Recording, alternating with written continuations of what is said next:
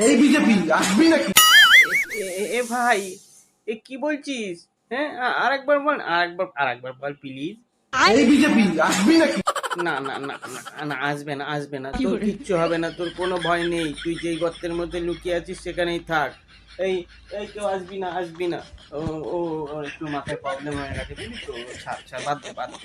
এই তোর কিচ্ছু হবে না, তোর চিকিৎসার কোনো ক্ষতি হবে না, তোর চিকিৎসা যেমন চলছে তেমনই চলবে। হ্যাঁ, বিজেপি সরকার কি আবার, সেটা আবার কি? দিদি এখনো চেয়ারে বসে আছে, দিদি ওই কি বলে ইস্তফা দেয়নি তো, দিদি মুখ্যমন্ত্রী আছে। তোর কোনো চাপ নেই বাবু, তোর কিচ্ছু হবে না। এই বন্ধুরা, ও খুব জোর আঘাত পেয়েছে, বুঝলে তো। ওই ভোটের আগে এমনি মঞ্চ ভেঙে পড়ে গেছিল, তারপরে ওই বলেছিল কি কুকুর কুকুর পুষতে অনেক কিছু।